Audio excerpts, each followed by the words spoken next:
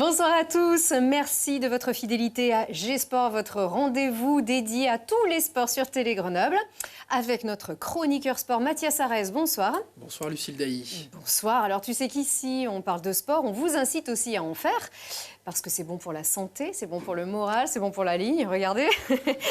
Et donc zoom ce soir sur un sport qui permet tout ça. Et qui est ludique en plus. La course d'orientation, c'est votre passion. Henri Chabal, bonsoir. Oui. Et Mégane Ruffio, bonsoir. Bonsoir. Alors, vous êtes président et licencié au club de Saint-Égrave à l'USSE, course d'orientation, et vous participez donc, non, vous organisez justement cette course. Vous ne pouvez pas vous y participer puisque vous l'organisez. Cette course à Chapareillan, c'est ce samedi. On va tout savoir avec vous sur les avantages de cette discipline, les prédispositions et surtout pourquoi est-ce qu'il faut en faire. Merci encore d'être avec nous. Tout de suite, les grands temps forts du sport. On va forcément commencer par le roi Martin Fourcade, qui décidément repousse encore les limites de la suprématie dans sa discipline, le biathlon. Martin qui confirme donc non seulement son retour en forme, mais il agrandit le champ des possibles avec 4 victoires en 4 courses. La dernière, c'était sur le relais à Ruhpolding avec Émilien Jacquelin, le Vertaco, le Villardien, qui a donc participé à cette victoire sur le relais, quelques jours après avoir fait deuxième sur, je reprends tout de suite mes petites notes, évidemment, que je t'ai laissé, Mathias. Donc, il avait fait deuxième à Oberhof. C'était deuxième du sprint derrière Martin Fourcade, justement. Donc, on est bien content pour nos biathlètes du Vercors, quand même. Oui, les deux s'entraînent toute l'année dans le Vercors, même si Martin dépend de Font-Romeu. On sait très bien que toute l'année, il est à côté de chez nous. Tout à fait. D'ailleurs, en ce moment, c'est Pokljuka, c'est l'épreuve donc, qui va commencer demain jeudi. C'est en Slovénie et ensuite petite pause, donc retour dans le Vercors pour nos sacrés biathlètes avant de se diriger vers les championnats du monde. Et ça sera en Italie. Vous avez fait tout de suite quand on a parlé de biathlon, vous aimez ça? Oui, je trouve que c'est beau. C'est un sport nature aussi, qui est une des caractéristiques de notre sport. Oui. Donc, et puis, ça fait travailler aussi bien l'adresse, la maîtrise de soi, la concentration, et puis les jambes et le cœur. Voilà. Donc ça se ressemble alors? En tout cas, il y a des caractéristiques qui s'approchent, oui. Tout à fait. Tu vas nous parler de rugby maintenant. Ah, ça aussi, vous aimez. Oui, le FCG qui s'est imposé au Stade des Alpes, c'était dimanche dernier, face à Angoulême sur le score de 30-8. Il aura juste manqué un petit truc. Lucille, c'est un essai pour avoir le bonus, pour ne pas laisser Perpignan s'échapper au classement. Mais c'est pas très grave. On sait que les Grenoblois ils continuent sur une très très bonne lancée. L'important, c'était surtout de s'imposer à la maison. Il manquait quelque chose, n'empêche, l'essai d'Enzo Selponi, celui-là, il est énorme. Voilà, on est content quand nos Grenoblois se distinguent aussi. Et, on en parle cette semaine dans G-Rugby avec 2 petits jeunes qui explosent, Natal Huleux et Régis Montagne. Quand ils seront là, je vais essayer de ne pas savonner leur nom quand même, les pauvres. Allez, du basket aussi qui marche bien, ça va beaucoup mieux pour nos Iséroises. Ça va beaucoup mieux pour le BCTM qui a enchaîné donc une deuxième victoire après celle face à Toulouse. Elles se sont à nouveau imposées à domicile face au Centre Fédéral qui était lanterne rouge de Ligue 2, cette fois sur le score de 70-59. Ce sont les joueuses de l'INSEP, en fait. C'est un pôle France. Exactement, qui ne peut pas non plus être relégué, qui est dans cette division-là. Mais c'était quand même un adversaire avec un bon niveau. Le BCTM, elles sont imposées. Maintenant, elles sont en train de confirmer dans les 8 premières places, synonyme de play-off. Tout à fait. 8 premières places, c'est aussi le cas pour les Voironnaises du PVBC. Ouais, qu'on n'arrête plus, les Voironnaises du PVBC, elles se sont imposées également à domicile face à Nice-Cavigal sur le score de 78-43. Elles avaient commencé très très mal la saison, on s'en rappelle. Là, actuellement, au niveau balance, elles sont à 6 victoires, 7 défaites. Elles remontent bien, elles sont plus qu'à 2 points de la 3e place. C'est une belle remontada. Oui, c'est ça, en National 1, on le rappelle. National 1 cette fois. Alors que le BCTM est en Ligue 2, donc ça va beaucoup mieux. Et puis ça va toujours fort aussi pour les brûleurs de loups, même si Anglette, c'est jamais facile décidément cette saison. Oui, décidément, Anglette a décidé de donner du fil à retordre à nos Grenoblois cette saison, mais malgré tout, ils se sont imposés face aux joueurs du Sud-Ouest sur la glace. C'était à Anglette, justement. Non, c'était à la patinoire Pôle Sud, c'était à domicile, au tir au but. Et du coup, il reste en tête de la Magnus à plus que quelques journées des playoffs. Pareil, maintenant, c'est focus sur cette échéance. Tout à fait. Bah oui, c'est marqué Ville de Grenoble sur la glace. À Anglette, c'est vrai que ça ferait un peu, ça serait pas génial. Il est marqué Télé Grenoble aussi. On en est très fiers sur la balustrade. Et donc encore en tête, bien sûr, donc les brûleurs de loups. Allez, direction les sports d'hiver toujours, mais cette fois-ci dans nos massifs, qui retrouvent donc enfin des bonnes conditions de neige, même si la foulée blanche est bien annulée. Quand même, effectivement, c'était pas assez. Et on entend souvent à Caen des épreuves de Coupe du Monde en Isère de retour. Eh bien, on n'en est pas loin, puisque la station de Vaujany a organisé au début du mois une épreuve de l'antichambre, on va dire, de la Coupe du Monde. Regardez ce reportage avec Fanny Chachette. 83 coureurs, 70 coachs, médecins, kinés, techniciens matériels, une vingtaine de nationalités. Les 5 et 6 janvier, le petit village de Vaujany a vécu une grande première. Après 2 ans d'expérience dans l'organisation de compétitions auprès de la FIS, Fédération internationale de ski, la station iséroise obtient l'homologation nécessaire à la venue d'une manche de Coupe d'Europe sur ses pentes. Les 2 slaloms qu'on fait à Vaujany ici, c'est la 2e division. La première division, on peut considérer que c'est la Coupe du Monde. 2e division, c'est la Coupe d'Europe. Et la 3e division, c'est l'ensemble des courses FIS, donc internationales, qui se déroulent dans tous les pays du monde. Ici, on n'a que du slalom. C'est une très très belle pente de slalom. Et elle a dénivelé importante qu'il faut. Et puis, il y a une variété dans le terrain qui est très très chouette, qu'on retrouve dans très peu de stations. Parce que très souvent, c'est quelque chose d'un profil un petit peu uniforme dans l'axe de la pente. Alors qu'ici, il y a des changements de direction et c'est vraiment très intéressant. Ce circuit, en fait, nous, c'est vraiment juste en dessous du Coupe du Monde. On a eu des courses Coupe du Monde hier à Zagreb, donc les meilleurs, ils ne sont pas là, mais ça donne possibilité aux jeunes de vraiment skier bien et d'avancer dans le classement, de gagner des bons points. Je suis super heureux. C'est ma première victoire en Coupe d'Europe et c'est juste incroyable, vraiment génial. C'est la première fois que je viens en compétition ici à Vaujany et l'organisation de la course était parfaite. La piste est excellente, alors voilà, merci pour tout. Voilà, l'Isère et les stations iséroises qui organisent de nouveau des courses de très haut niveau. On attend bien sûr la Coupe du Monde, mais la Coupe d'Europe, c'est quand même déjà pas mal. Oui, c'est déjà un très très bon niveau. Puis Vaujany, ça joue bien au hockey, ça patine. Et d'ailleurs, qu'est-ce qui manque dans ce JT des sports? C'est le résultat des championnats d'Europe de patinage avec Kevin Emos en première ligne. Pour être transparent, nous enregistrons en plein pendant le programme court de Kevin. Donc, on aura peut-être des nouvelles d'ici à la fin de cette émission. Sinon, ne ratez pas le JT de Marie-Caroline Abrial ce soir. Voilà. On a un beau jingle dédié aux invités. Regardez, c'est à vous, c'est pour vous.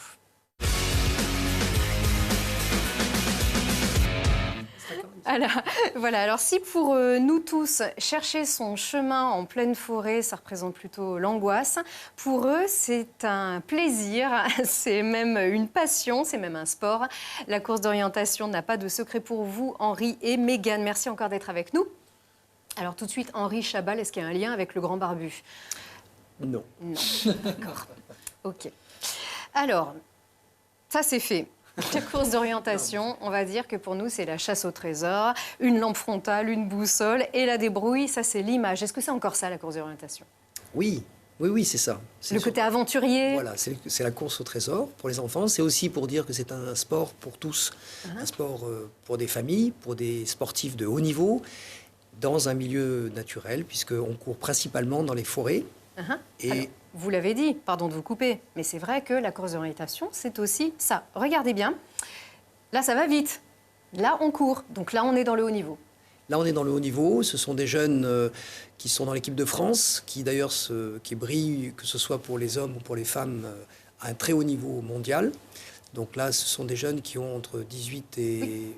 Oui, il ne fait pas son âge aussi, ce petit, mais voilà. Donc, en tout cas, on peut aussi faire du haut niveau, qu'on soit tout petit, qu'on soit un petit peu plus grand. Il y a une fédération et c'est du sport. Oui, tous les niveaux sont représentés dans les courses nationales et départementales et régionales. Mégane, c'est ça que tu fais? Oui, moi c'est ça. Moi ça fait 3 ans que j'en fais. Et pour les niveaux, en fait, moi j'ai commencé pas au niveau en fait de mon âge, parce que forcément quelqu'un qui commencerait à 5 ans et puis qui continuerait au même âge, on n'aurait pas le même niveau. Mais ce qui est vraiment bien dans la course d'orientation, c'est que même sur les grandes courses, il y a toujours des circuits loisirs en fait qui sont organisés. Donc pour les gens qui commencent et qui ont envie d'essayer. Et donc progressivement, en fait, on peut rattraper son niveau et puis se mettre à courir avec les gens de son âge. Ça veut dire qu'en fait, l'athlète de haut niveau peut venir avec sa famille les jours de grande course. C'est ça. Ça, c'est pas mal. Comme ça, tout le monde peut en faire. C'est vraiment pas rare, en fait, de voir des enfants tout petits, en fait, courir vers les balises. Et puis de voir des grands-parents aussi. Donc souvent, c'est vraiment un rassemblement qui est très familial. Moi, j'aime beaucoup cette ambiance. Allez, rappelez-nous le principe. Qu'est-ce que c'est qu'une course d'orientation? Le principe, c'est de suivre un trajet. C'est une course. Alors, une course, on court, mais on peut aussi marcher vite ou marcher, puisqu'en fait, la course d'orientation, c'est basé sur l'orientation et également sur la course ou le déplacement.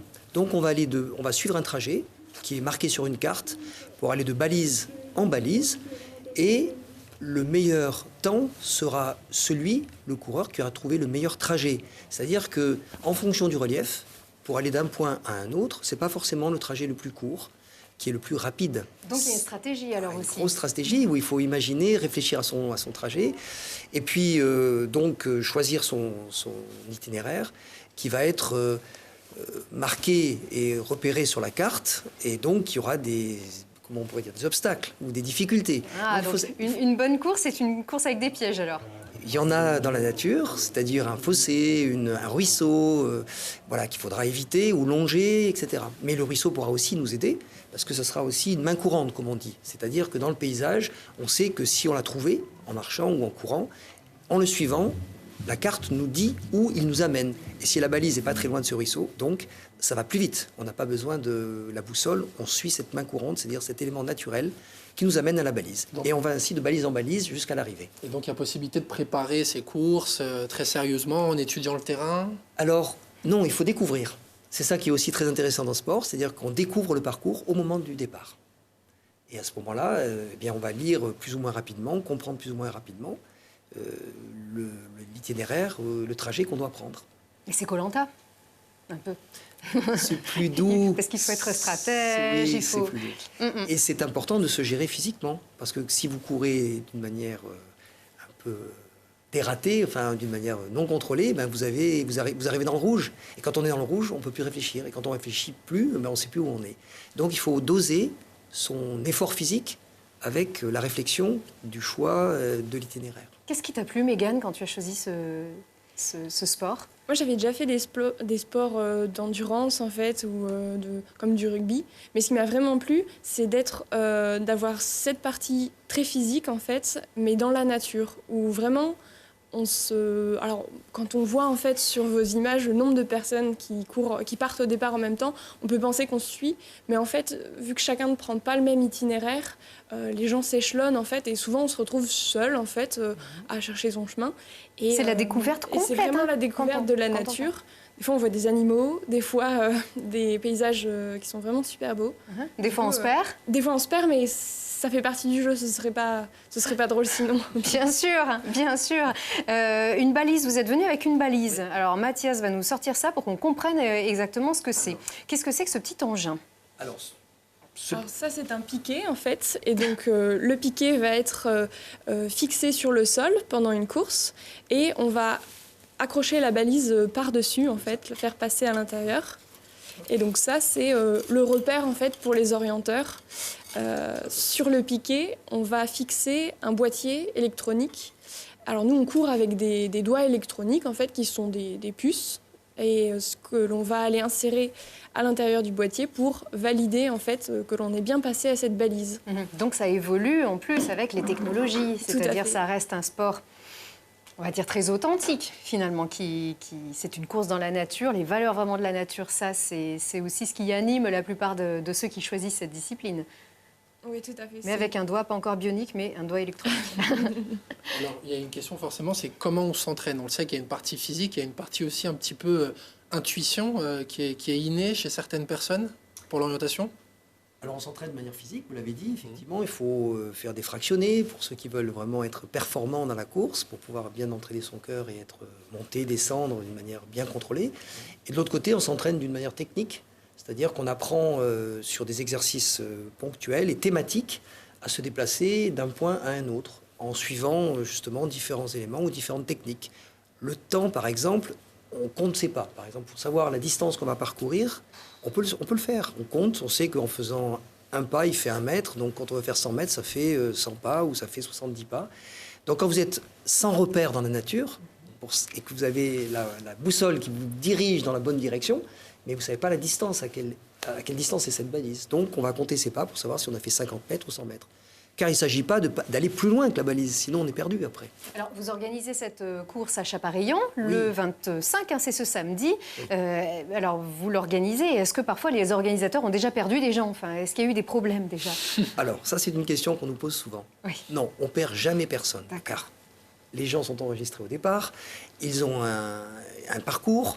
Et ils n'ont pas de portable. Hein.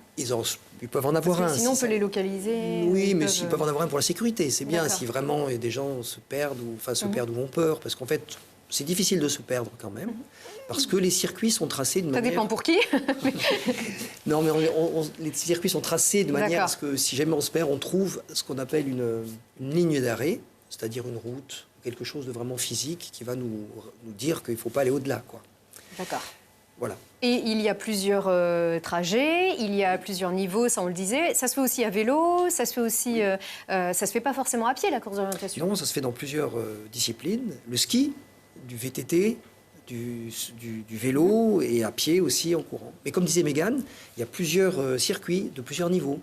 Donc les circuits sont en général marqués d'une couleur. Donc on a le vert, le bleu, le jaune, l'orange et le violet. C'est comme sur les pistes presque. C'est ça, c'est exactement ça. C'est exactement ça. Tout ce qui est vert, bleu, jaune, ça va être... alors vert-bleu, ça va être très resté sur les chemins en fait. Donc ça permet dans un premier temps de découvrir comme ça et de se sentir quand même à l'aise. Et puis ensuite jaune, on va s'écarter un petit peu du chemin. Et puis ensuite, orange et violet, c'est vraiment... aux arbres. Non. Bon, on n'est plus du tout sur les chemins, c'est les pistes rouges et noires du ski, D'accord. si vous voulez. En termes de difficulté, ça peut être la distance ou aussi par exemple le relief, le dénivelé.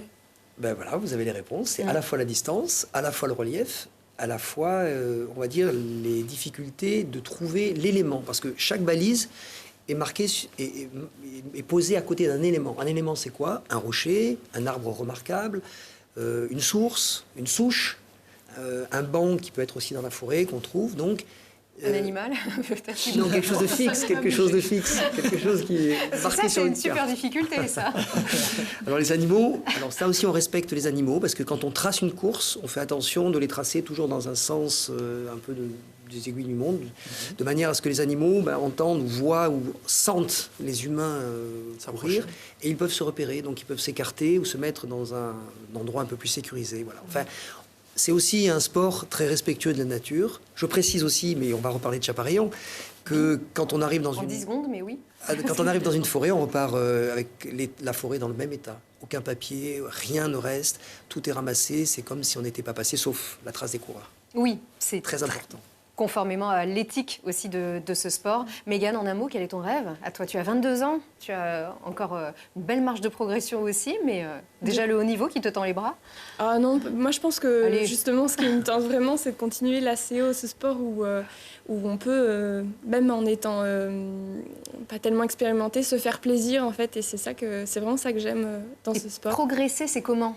Progresser. Comment on progresse? Comment on progresse? Petit à petit, en se challengeant aussi, en se disant bon la dernière fois j'ai fait une course jaune, cette fois-ci je vais faire une orange en fait, et petit à petit à persévérer, à rester en forêt en fait, à se dire j'ai déjà fait des courses de 3h30 mais qui devaient être des courses d'1h30 en fait, et c'est dans ces courses là que je me suis dit bon, je lâche pas et j'avance, et au final c'est comme ça qu'on progresse. Est-ce qu'il y a juste par équipe, pour Chapareillan, est-ce qu'on peut aussi courir par équipe? Alors, c'est une course individuelle. Oui, c'est individuel. Mais c'est aussi, on peut venir courir en famille. C'est-à-dire que des familles peuvent venir et s'inscrire en famille. Et on peut encore s'inscrire Et on en peut famille. encore s'inscrire, voilà. Voilà. Peut-être donner des détails pour s'inscrire. Alors très rapidement. Alors, on peut s'inscrire donc c'est samedi. La course démarre à 10h. Il faut venir un petit peu avant. Ça sera à Chapareillan et ça sera fléché. C'est-à-dire que quand vous arrivez dans Chapareillan, il y aura des petites pancartes pour nous dire où est le départ et des balises un peu partout. Non, trouver son chemin déjà jusqu'au départ. Des pancartes. Comme ça, on est bien pris en main. Okay. Après, on peut s'inscrire. Les adultes, ça sera 9 €. Pour les jeunes, ça sera 5 €.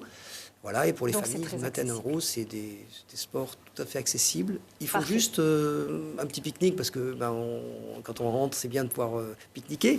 Et puis des chaussures. Et une petite veste, il fera beau. On a vérifié qu'il y aura du soleil à Chapareillan samedi. Impeccable. Eh bien, merci beaucoup pour tous ces détails. Mathias, on regarde le reste du programme pour ce week-end.